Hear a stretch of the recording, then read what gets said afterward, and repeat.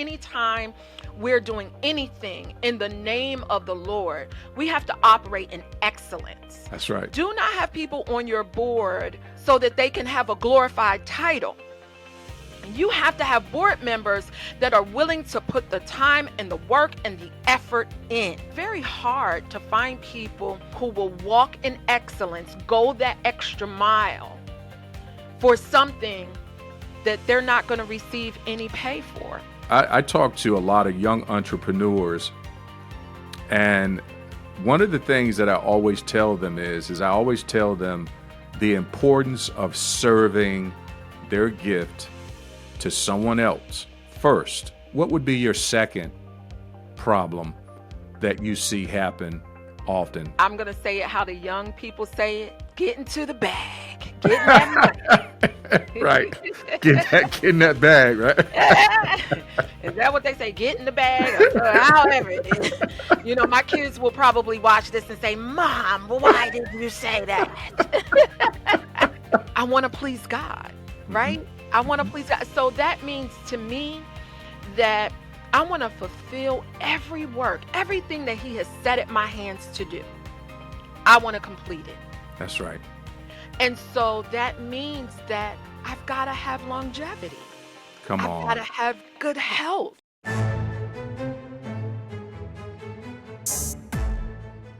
Welcome to the Well to Lead podcast, where we explore the dynamic relationship between personal wellness and effective leadership.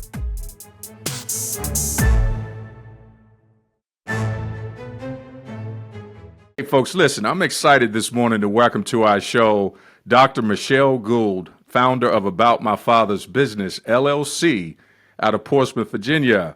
Hey, Michelle, welcome to our show this morning. How you doing? I'm doing well. Thank you so much for having me. This is a great opportunity. Thank you. Fantastic. Glad that you're here. So listen, how's your week been going? I know you have a lot of things that you're doing. How's the week been going? I understand that you guys got some snow up your way and all that good stuff. So how's everything been going for you? So everything's been going pretty good. You know, we got slammed with some snow. So, it varies depending on where you live. But in the Hampton Roads area, we range from 10 to 12 inches. And, you know, that's a lot for Hampton Roads. Yeah, you're absolutely right. I was getting ready to say, y'all going to be shut down up that way for a minute. Yes. Oh gosh. Well, we got a little bit here in the South. Not much here in Charlotte, and thank God, because obviously, down here in the South, things we'll shut down just for maybe a half an inch for about 2 or 3 days. So it don't take much for us to shut down here. So we're glad of that, and just be glad when it warms up a little bit, because it's been cold for sure. Absolutely. So listen, I want to go ahead before we dive into the show. I want to make sure that you give our audience a chance this morning to learn a little bit more about you. I know that you have a lot of things that you do. You are a busy person. I know you're running a business, and I also understand that you're in ministry. So maybe you can just give us, maybe a general overview about Michelle and what it is that you do. So you are absolutely correct in saying that, yeah, I'm truly busy. I have so many things that I do, but I truly consider myself blessed. Nice. To be able to operate in ministry and operate in my gifts and do all the things that I do. So, of course, I am a mom and a wife. I have 2 daughters in college, one at Virginia State, one Nice. at Norfolk State. I am a pastor's wife. My husband is a pastor, Pastor Melvin Lee Gould of Gates of Heaven Outreach, Church of God in Christ. In addition to that, we have a hauling company. I do all of the secretarial work for our hauling company. And then I started About My Father's Business. And so in About My Father's Business, I create digital products and digital courses.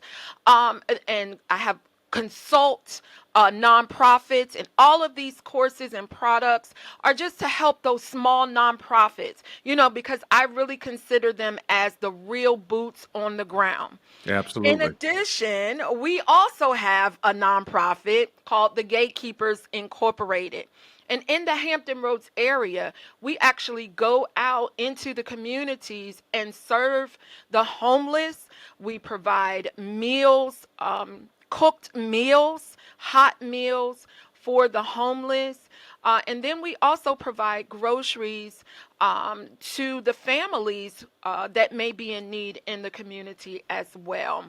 Wow. Uh, Wow. and so, yeah, that's just a couple of things. I'm also the in-service coordinator for our jurisdiction, which is the Virginia First Historic Jurisdiction under Bishop Mark Anthony Thomas Sr. Okay. So I coordinate a lot of the leadership, teaching, instruction for our jurisdiction. So yeah, I wear a lot of different hats. I was ready to say, yeah, you you are amazing in terms of all of the things that you are working in and with. I know that you got many hats that you're wearing, and I'm excited this morning to get a chance to talk to you because, part of what we do here is we talk to leaders, and you're certainly operating at a high level in all of the different businesses and different things that you're doing. So how do you manage the vast array things that you're doing from a leadership standpoint? So I would definitely say planning is important. It's imperative, especially to that leader who has to operate at a high level. Anytime we're doing anything in the name of the Lord, we have to operate in excellence. That's right. And so that definitely requires planning. I plan out my day. My husband talks about me sometime because not only do I have that Google calendar on the phone, but then I also have that paper calendar and that paper to-do list. So, in addition to doing it on my phone, I also look at the paper to make sure that I am covering everything. Or if I get an idea, I have it written down Right. where I can refer back to it later. But this I want to just share a lesson that I learned. Okay. And because I feel like I really know that the Holy Spirit revealed this to me. I Because of my background, where I came from, what I experienced as a child, I really became this planner, plan everything because I said to myself, when I become an adult and when I have my own children, they will never experience what I experience. Right. And hopefully we'll be able to get into that a little bit later. But the Holy Spirit revealed to me, yes, you plan. However, you must be flexible. You cannot be so stiff and rigid in your planning That's right. that you do not allow the Holy Spirit to say, okay, don't go this way, go another way. Don't do this right now. Even during the course of my day, even if it's planned, if the Holy Spirit says, I don't want you to work on this right now, that's not my plan. Right. Right? We have to be flexible enough as leaders to stop and say, okay, the Holy Spirit is leading me another way. Absolutely. Absolutely. That's good stuff. That's good stuff. Have some flexibility. Great to plan. Should do it. We all should do it. But you're right. I mean, you have to have some flexibility as things come up to be able to make pivots and make changes if need be. Yes. So and I guess that's really I'm glad that we started with that piece because planning is really crucial and having an understanding of what you need to do on a daily basis is really essential, especially like you said when you got so many things that you're involved in that you're doing. Now, what we want to talk about today is we want to talk about your coaching and consulting business, and and drill down on that a little bit more, because I know in that business that you're providing a service to nonprofits and also to other or faith-based organizations. So, how did you get the inspiration, or where did the inspiration come from to start a coaching and consulting business? So I am a former public school educator, and I have a passion for teaching. I love, love, love to teach. I love it when you see the light bulbs and you see it Right. doesn't matter. It could be, children. I taught second and third grade. It could be children. It could be adults. It doesn't matter. It could be in person. It can be virtual. Just as long as I'm teaching, I absolutely love it. But I also have a passion, again, coming from my background, my childhood. I also have a passion for nonprofit work. And so the Lord just inspired me to look at things, look at teaching a little bit different. Hmm. Like I could still teach, but it would be in a different arena. And so as I began to seek the Lord and, just really began to get that visualization of what it would look like, he gave me about my father's business and that I could merge, because I also have 30 years in leadership in the nonprofit industry. Really? And so I was able to merge the two together, my passion and love for teaching along with nonprofit work, merge them together in order to just be a help to nonprofits. And again, those small nonprofits, because a lot of times when you look at the small nonprofits, it's a lot of volunteer work. Hmm. We don't have the paid staff, right? Like the larger nonprofits. It's a lot of volunteer work.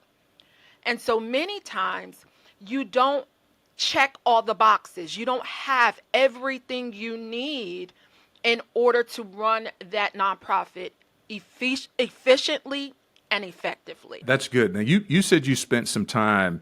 That's interesting. You spent some time working in the nonprofit space before you started your consulting firm.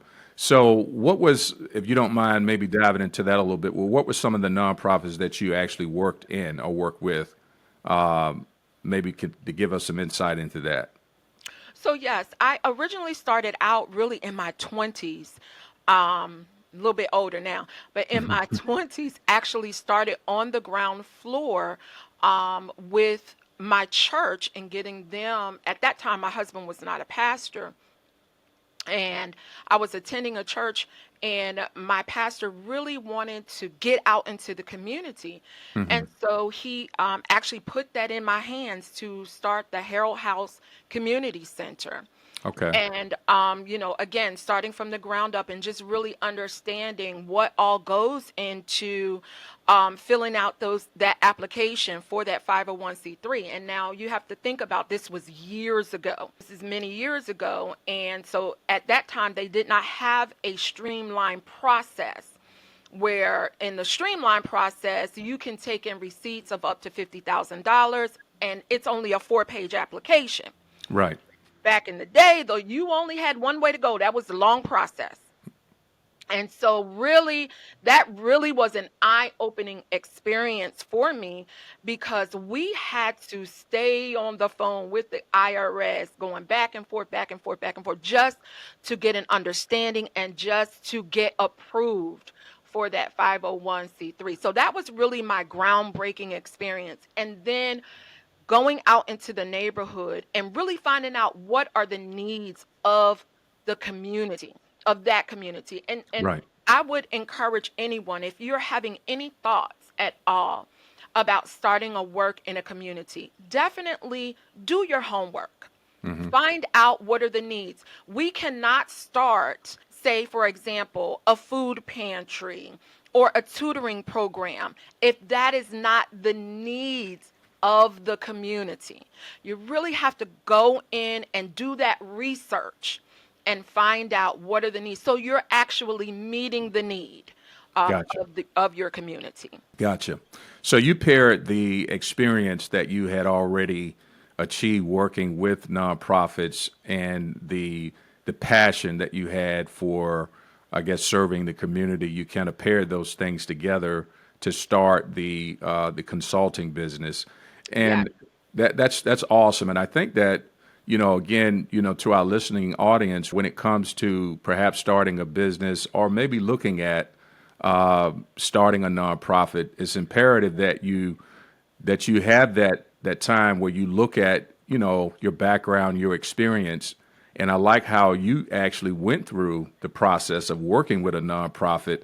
So now you understand how to serve based on the problems that you saw nonprofits ran into when you were actually working for them. So I think that's important. If you're looking to set up something, to make sure that you have some experience in it or be exposed to it, and then look at the areas of passion that you have and how you can apply what you have learned working for someone else, and how you can use that to be able to start your business, or perhaps get out and start that nonprofit. And again, like you said, making sure that you do your research and all of those things. But passion and experience is critical when it comes to Absolutely. setting up any new organization, because you don't want to go into it into blind, that's for sure. So let me ask you this: what about the name? I like that name, About My Father's Business LLC. I love it. So how'd you come up with the name? What was the inspiration behind that? Let me preface this by just talking a little bit about my childhood. Okay, I can remember being in the sixth grade, and in the sixth grade, I went to five different schools in one really? school year. Wow. So, yeah, really, really difficult, challenging time. Imagine at that time in my life. Hmm. I remember having to bring home part of my school lunch just so my diabetic mother would have something to eat. Wow. And so, I bring to the table not just my experience with nonprofits Hmm. in a leadership position, but my experience as being a recipient of nonprofits. Gotcha. And so, growing up in the church and just having a desire to make a difference Hmm. and having that desire to please God, that is where that name came from, About My Father's Business. Gotcha. Because truly that's my goal, to be about my Father's business. That's exactly right. That's what it's about. That's what it's all about. Is right there, and I love it. So you certainly have a lot of experience and a lot of things that have motivated you even from youth. To dive into what it is that you're doing now.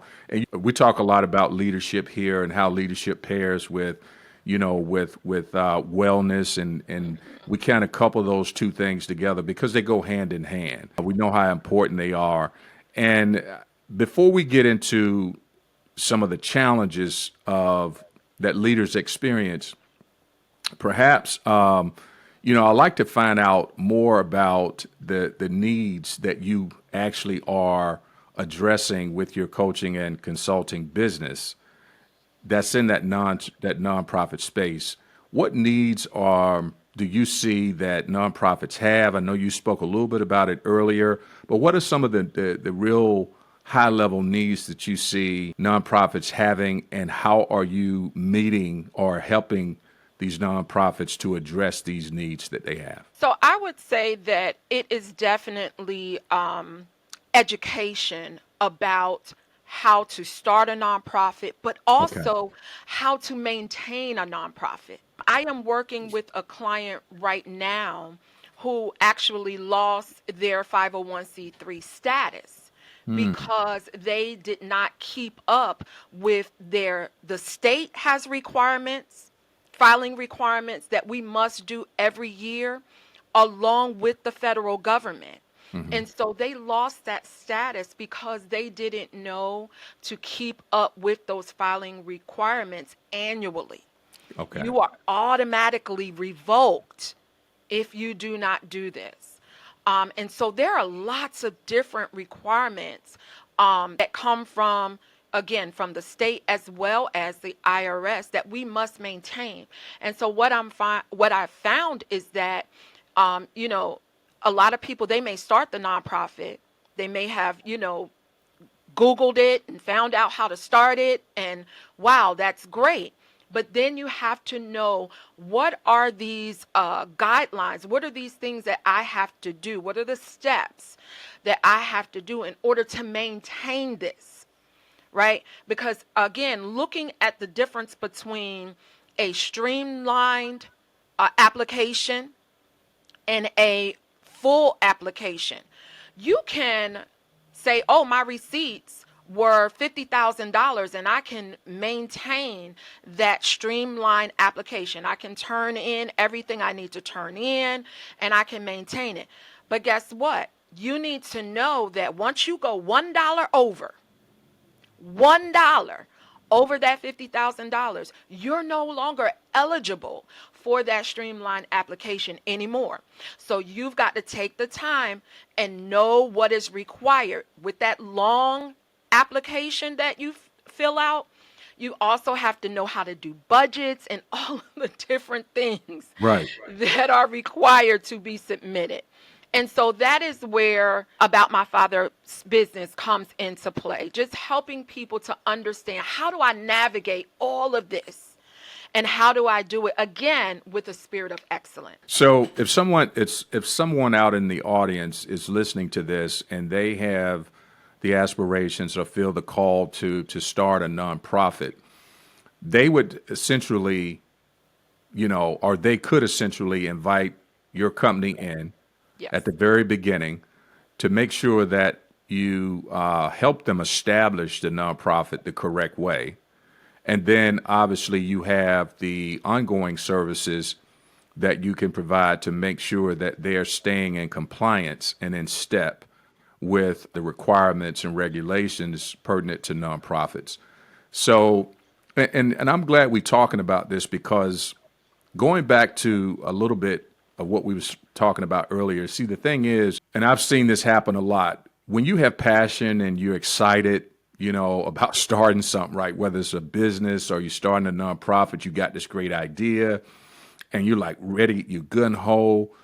And oftentimes you have the motivation, the energy, you have the passion, and you perhaps might even have the knowledge of how to do the job. But oftentimes there are steps along the way that are missed, especially if it's a new endeavor, that having a consultant to come in that has the experience to make sure that you have the organization set up correctly. And I've seen it happen too many times.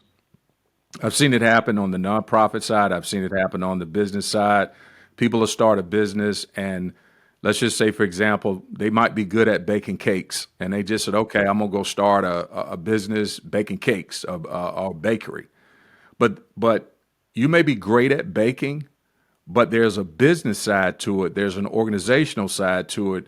Then it comes into, when you're hiring employees, now you have to work as a leader and a visionary. So there's so many components that work just in conjunction with the actual job itself.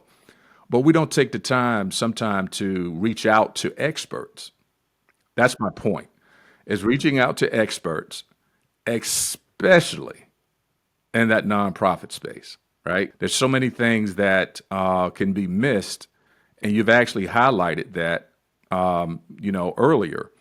So I would advise anyone who is looking to start one to reach out to a consultant like yourself to help make sure that you're setting it up correctly, and then making sure that you have access to a consultant to help guide you through the process.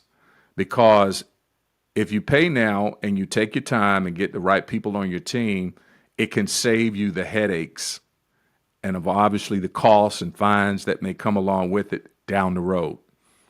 So I mean, I really think that's extremely important, because, and I say all that to say this: when you go into an organization, are you going in after they're already set up and they're running into problems, Or do you find that you're working more with people from a preventive standpoint to help them start the right way? So I'm finding out that I am actually coming in to help people after they've run into problems. Like Ah, they've already gotten established and now they're hit with these issues.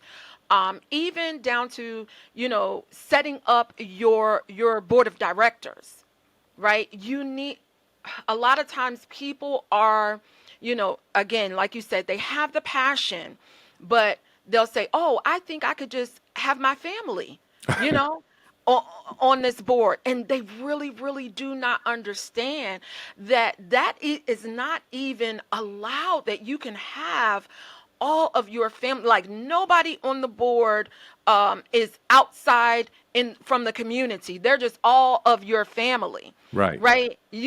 People just don't even understand that. And then a lot of times when we ask our family to come on board, if they get upset with us, if they are not, passionate about what we're passionate, they'll just stop. They'll you're just right. stop.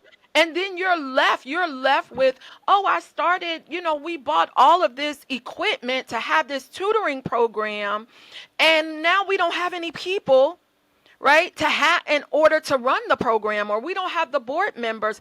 And this is one thing I'm going to throw out there, just to let people know. Listen, do not have people on your board so that they can have a glorified title. You have to have board members that are willing to put the time and the work and the effort in, right? This, Hmm. this, this is about getting out in your community and offering a service that is going to better your community. Right. So it's not about sitting on a board and saying, "Oh, I sit on this board and I sit on that board," and having a title. And so a lot of times I'm Right. coming in on that back end and trying to give that training and that understanding that this is the way it should be done. I am so glad you mentioned that because I think that when, and I'm hoping that if there's nothing else that's picked up during this session, that people that are looking to set up a nonprofit or perhaps even start a business realize the importance of seeking out help from experts and people that they businesses that they feel they can trust to help them start right because you got to have more than just the passion. You have to have more than just this eagerness to get going. You want to make sure that you start out having a team around you that can help you because I'm sure once you start that nonprofit and now it's going and you start running into these problems. It's a whole lot more difficult in some Yes. cases to unwind those problems had you been able to catch them from the inception in terms of making sure that it was structured correctly. So, if anything, I would just advise people, based on what you just shared, to make sure that if you're considering a nonprofit, reach out, reach out, have the conversation with you. I know that you do free consultations, right? Yes. Okay. All right. So that's important. Just reaching out and sharing the idea and what it is that you're trying to do with an expert. And then obviously, once you get started, making sure that you have access to an expert Yes. that you can have on your team because you're going to run into stuff that you're going to have challenges with. And oftentimes, we make these mistakes and it's because of lack of knowledge and not having the right people that have the right skill set on your team. So, I don't want to go too much further into that. I brought it up because I've seen it happen so many times. I see this happen so often where we move with such eagerness, but we skip the most important part, which is making sure that you set your organization up correctly. And that's even if you're trying to start a business. Absolutely. It's more than just getting a business name and a logo and setting up an LLC and here you off to the races because you're going to run into problems. But you need to have somebody you can pick the phone up that's on your team and say, "Hey, I ran into this. What should I do?" Because those mistakes down the road can be very costly. So, with that being said, what do you see from your coaching and consulting with these organizations that are some of the leadership challenges that they're facing? Because you talked a little bit about, people setting up, family members on their board. I mean, just all kind of things. What are some of the leadership challenges you see some of these organizations that are having right now that you're working with? So I most of what I am seeing is just finding people who will be dedicated to the work. Because a lot of times, again, in our small nonprofits, we're not being paid, right? And this is volunteer work. So I'm finding out that, you know, and this has been down through the years, it's very hard to find people who will walk in excellence, go that extra mile for something that they're not going to receive any pay for, you know? Right. And so, it's across the board. That Really? yeah, it's definitely across the board. I mean, you can go into, sorry to bring this up, but I mean, you could go into the churches nowadays and you find that everybody wants to be paid. They want a salary. You're right. Come on now. You're right. So it's That's real across the talk. board. Sorry, we had to take that turn, but Yeah. No, that's true. You're right. Everybody trying to get that check, man. They trying to get paid, which is unfortunate. Because they don't understand the power of serving. And it's funny you mentioned that because the church even is challenged in many ways now. The local church is challenged with people wanting to serve unless they are getting paid. yes. And I talk to a lot of young entrepreneurs, and one of the things that I always tell them is I always tell them the importance of serving their gift to someone else first, because serving is just like sowing. Yes. And if you don't take the time to, because you can't get you, a lot of times they want to go hang a shingle and say, hey, look, I got this business set up, and right away you want to start charging people a lot of money for your services, and you just started. Yes. But when it comes time to taking a moment to share advice, to help, if you're great at baking cakes, if that's your business, go bake some cakes for somebody for free. Yeah. That approach has been lost because we don't understand the power of serving. And we understand this from what we have learned and what Jesus taught us when it comes to serving. He said, I didn't come to be served, but to serve. To And serve. we have to take that same approach because it's power in serving, but we don't see that. We don't see that. Everybody wants to get paid. So I would just, advise everyone, just take time to sow first where you want to go. Sow where you want to go. Yeah. If you have a business and you see someone that you are aspiring to maybe have a business similar to theirs, maybe you want to get to that level that they're on, go volunteer and serve in their business. Find ways to help them for free. Because you're not only learning, but again, you're applying a principle that is so, so greatly important when it comes to what it is that you're trying to do. Because can't get paid Yeah. on the front end, and you shouldn't expect to get paid before you serve. So, just a sidebar, because I see what you're talking about. I see, I see it in church. And let me just say this: I was talking to a good minister friend of mine, and I was like, man, I said, I'm thinking about all of the people that's a part of the church that have these gifts, and how we come in a lot of times and we don't look out, or we're not seeking out how we can go serve based on the gift that we can bring to that church or that organization, because we all have gifts that God's Yes. given us. Absolutely.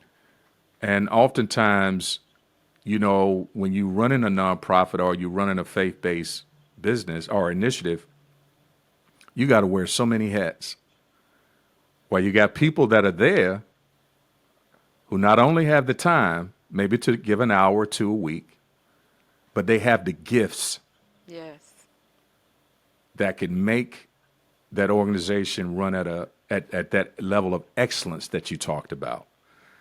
And we don't realize how important and vital we are to our local churches and also to our nonprofits that are doing work in the community. Yes. And we just don't realize it. I mean, I had an opportunity to work with Habitat for Humanity for a while, and I can tell you the times that I have served, those were some of the most rewarding times Mm-hmm. because you're helping to add value and change lives. Same thing when I work with the Urban League here locally. It's lives being changed. And there's so much value in that, not to mention the things that you're doing to help make the change. So, just a sidebar to let everybody know how important it is to serve, especially when you're talking about these nonprofits and the churches. I mean, they're doing so much work and they don't have enough help. Absolutely. That's So, right. how are you? I'm just curious. How do you deal with that? You go, you work with a nonprofit and you see that they're challenged by not having folks there to help. What do you talk to them about? How do you help them address that? So, this is the reason why it's so important to have a good board of directors, Hmm. because your board of directors really can be the key to your organization living or drowning. Mm. When you have those board of directors and they understand their role, that their role is more than just a title, you then challenge that board of directors, those board members, to go out and talk about your organization. Got it. Got it. Talk about what you do with excitement. This is what we do in the community.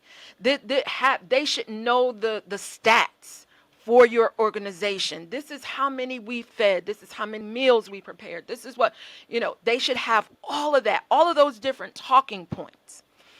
Because this is what it does. Say, for example, you have a nonprofit and one of the services that you offer is tutoring. Hmm. And you have a teacher, a principal on that board of directors.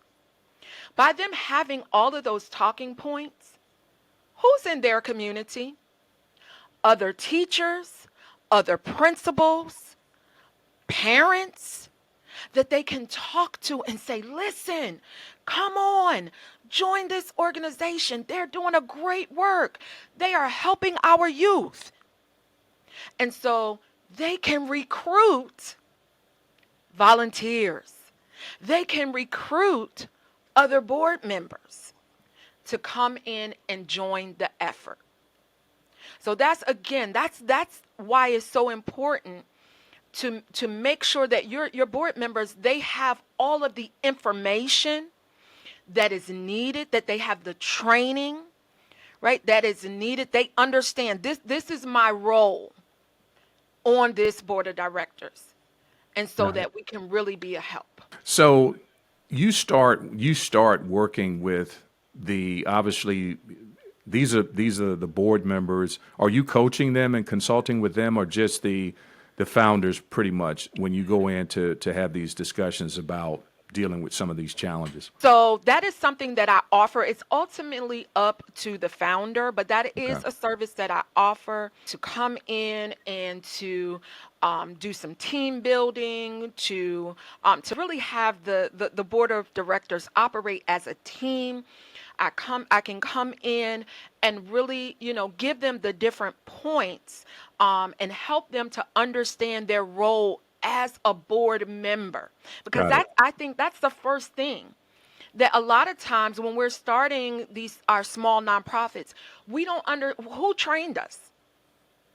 I, I don't know what they're probably saying, I don't know, I'm just here. Right, right, right. And Now that's even if true. and even if they say, well, I'm here to help, Hmm. But do you understand what your role is Right. in helping? Right.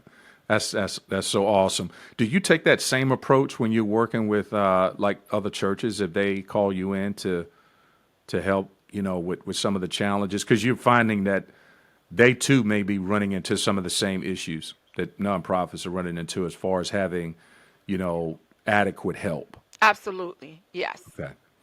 Wow. So the biggest problem, or one of the major problems that you see, is just really the organizational structure and getting the right people in the right roles to help grow the nonprofit. Yes. What would be your second problem that you see happen often? And I'm gonna say it how the young people say it: get into the bag, getting that money. Right. Get in that bag, right? Is that what they say? Get in the bag, or however it is. My kids will probably watch this and say, "Mom, why did you say that?" Oh, that's funny. Yeah, but definitely that would also be an issue. Again, for those small nonprofits, it's actually getting the money, getting those Right. grants. I take that challenge, because it is a challenge, and try to be creative with whatever nonprofit I am working with, whatever the founder, the board that I'm working with, and try to just be creative and try to present ideas that would work for them. Not saying that, oh, because this worked for that nonprofit over there, that this is going to work for you. No, just really listening to them, what they want to do, what are their goals, and really trying to create some type of fundraising strategy for that particular nonprofit. Got it. Got it. So these are some of the leadership challenges that you have obviously run into, and I'm sure there are countless others. This has been really, really insightful for me, and I'm sure it's going to be very insightful for our audience when they get a chance to listen at this, because I know that there are a lot of people who are looking to start nonprofits because they have this calling or this pull to Hmm. do some things in the community. But it's all about informing and educating and getting the right information so you can know what to expect as you get ready to start out on this venture. Now, as we get ready to wrap up, Michelle, I always like to kind of incorporate things that because we talked a little bit about leadership, but because you have so many things that you're doing and you have so many roles that you currently wear, and you're dealing with obviously businesses, nonprofits, and you're working with them with their problems. How do you take care of yourself? Because one of the challenges that I know, and I've experienced this myself years ago, that led me to bad health was having balance. When you Hmm. have so many things that you're doing, right?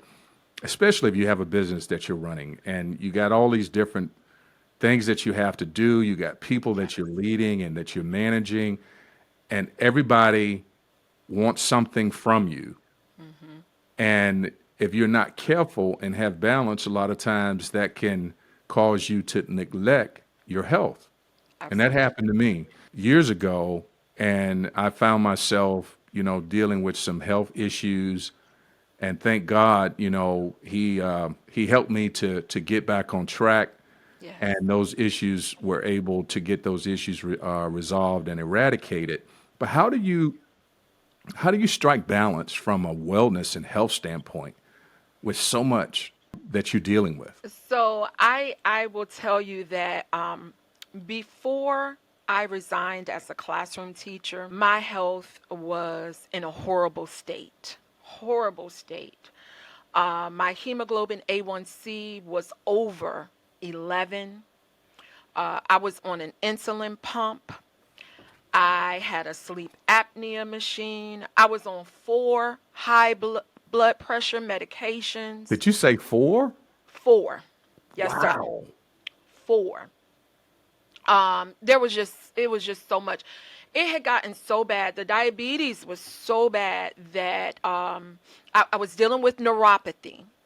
And it was so bad that I had to sleep with shoes on Really? because of the pain in my feet. When I didn't sleep well, but I could kind of finally kind of drift off to sleep. And then those shooting pains, it's like neuropathy is like having stabbing pains, like Mm. somebody is stabbing you. And I would get those in my feet and just the sharp pains and just wake up. So my health, I was just in a horrible state. I dealt with a lot of infections and things like that. Just really, really horrible state. But I thank God. I thank God that even with all of the different hats that I wear now, my health is a priority for me. When you get to that state where you know this is not going to get any better. Right, right. All of the doctors, all of the specialists are telling you. As a matter of fact, I went for an eye exam, and the eye doctor told me that I was going to go blind because he could see the blood pools in my eyes, and that stemmed from the diabetes. Wow. And so when you keep, getting these types of reports, and this is not going to get any better unless, I actually do something about it. Hmm. And so I can say I thank God that even though I wear a lot of hats still, my health is so much better. I manage my diabetes now by diet and exercise. Hmm. I'm not on the insulin pump anymore. I do not have a sleep apnea machine. I still Awesome. do take one high blood pressure medicine each day, but all the other medicines I'm off of. I just take vitamins now, except for that one high blood pressure medicine. So my life has truly changed. And I am working consistently to stay on this track, right? Wow. Because That's. it takes work. It really, really Hmm. does. Hmm. It takes a lot of work. But this is important to me because I want to please God, Hmm. right? I want to Hmm. please God. So that means to me that I want to fulfill every work, everything that He has set at my hands to do. I want to complete it. That's right. And so that means that I've got to have longevity. Come I've got to on. have good health That's good stuff. so that I can complete all of these different Yes. assignments, Yes. Yes. right? And do them again. I keep using that word, but and do them with excellence. Yes. I That's don't want it. to do anything half-heartedly or halfway. Hmm. I want to do it 100%. I go hard for God. Hmm. I go hard for him, and I love every minute of it. That's awesome. I am so glad that you mentioned that you shared that. That's wow. What a transformation and what a shift. What you just shared is the reason why I decided to start this this podcast. I started this podcast and it was birthed out of pain, Hmm. essentially, issues, problems, health issues. And through that transformation and what, God was able to help me do in changing my life and changing how I was treating my body, it gives you the opportunity now to walk in purpose and to begin to fulfill the things that he's called you to do. Yeah. Because here's the challenge. This is the real challenge. And this is why your health is so, so important. And it's so important that we all need to place the priority on it because without it, and you mentioned a lot of challenges that you were having. I mean, that's why I had to ask you. You said you was on 4 blood pressure medicines, and I know what taking them blood pressure pills is all about because I had to take them also. But what happens when your health is being challenged like that? You don't have the energy That's right. you don't have the mindset to be of any good for the most part, especially if your body's being, challenged with pain and you got Mhm. all these different things going on. You just don't have it in you to do anything but the bare necessities most often. But when God restores your health, He restores your health so that He can position you to fulfill His purpose and His call on your life. And Yeah. that's why this podcast and others like it is so important to helping bring visibility to people like yourself who are working in those high demanding roles but have had health issues and was able to overcome them Hmm. and found that balance where you're able to not only excel and do the work that you're doing and to do it with excellence, but at the same time, you manage to take care of yourself, proper diet, exercise, things of that nature.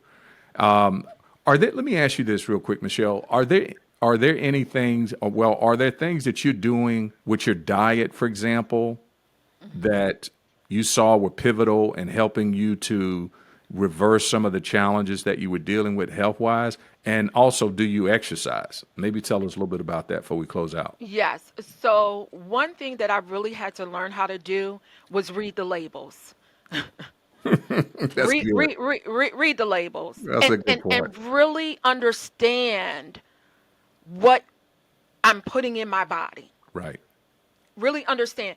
If you're looking at, and I will tell you, I thought I knew, but really I didn't have a clue. Hmm. I really didn't have a clue because we are fooled a lot of times because something says healthy, right? Hmm. So we think, oh, well, yeah, these granola bars Right. are healthy. I used to think that myself. You're right. See? Till you read them labels. Right? Until you really, really understand all of the additives and all of the sugar that is going into these things. It's out the box, Hmm. right? So that has really, I feel like, been a change for me. Just being able to understand, okay, what I'm picking up and I'm thinking is healthy, it's really not. Right. And then making that change because those things taste so good. Yep. They do. They design them. They design them that way to Yeah, make sure. it tastes so good, right? And so, we've got to change Hmm. how what we enjoy, or Hmm. Hmm. because it's going to taste a little bit different. Yep. It's Yep. not going to taste the same, Yep. but it's okay. You're right. You're It's right. okay. And so that has been really, really important for me.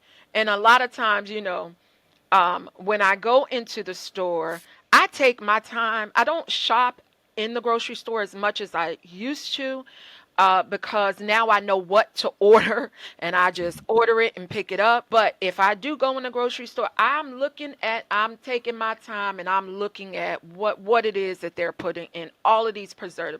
preservatives and additives and everything. So I would say that is key. And then the other thing is, yes, I do exercise. So we've been, sitting here, we've been chit chatting, we've been talking. And even before that, I was doing a little bit of work. So when we're done here, I'm going to get up. It's snow outside, so I'm not going outside. It's cold outside. And it's Right. snowing even right now, Right. Right. right? Right. So I'm not going outside.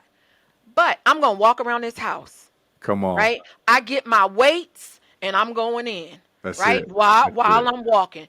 I can walk around right now. I'm in my family room downstairs. I don't care if I got to walk around the same seat and same things over and over and over. I'm going to get that walk in. And Awesome. then also, I have my smartwatch. Okay. I keep up with my steps. I'm like, at the end of the day, if I haven't made those steps that I had for my goal, listen, got to get them in, got to get them in. I didn't have that movement before, Mm. right? I was really, living, you know, stationary, sitting down, even as a teacher, right? Because you're in the classroom, you may walk your kids here, your students here or there. But by the time I got home, I was exhausted. Right. Right. So I definitely wasn't going to go, you know, and exercise or do anything extra. Hmm. So those have been, I feel like, the keys to me having success. That's awesome.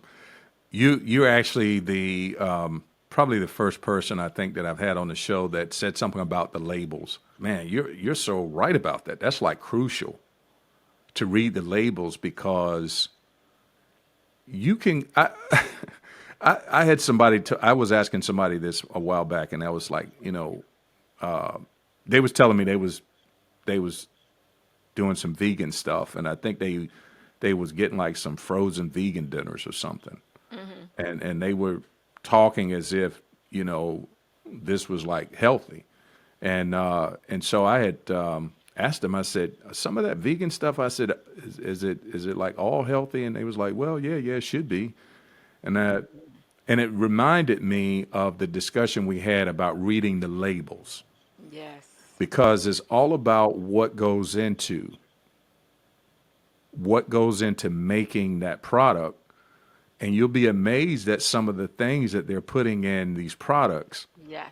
that are creating a lot of the health issues that we're having. And most people, unlike yourself, they don't read the labels. They just go in and they just say, well, like you said about them granola bars. For the longest time, I thought those granola bars were healthy, right? And Right. you see the commercials on TV, and Right. they got the slim looking people on there, Hmm.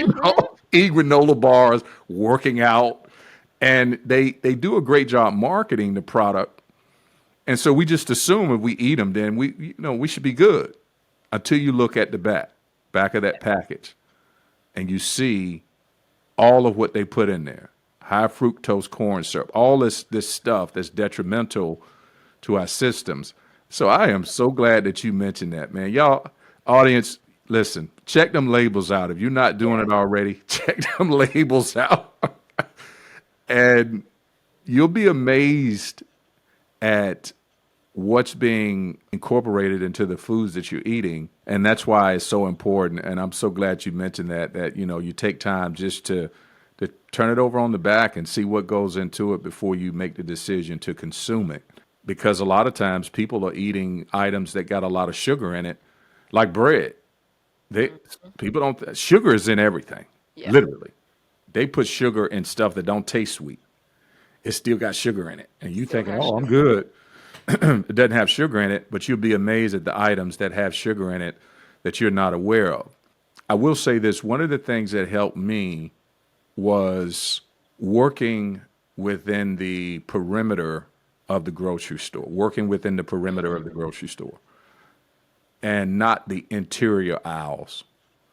Yeah. And what I mean by that is the perimeter is you come in, you try to get the fresh vegetables and Hmm. the fresh fruit and all of that stuff, and then you go and you kind of get your meats or what have you, your proteins, because most of the items that are in the interior aisles, like your cereals, your granola bars, and all that stuff, Right.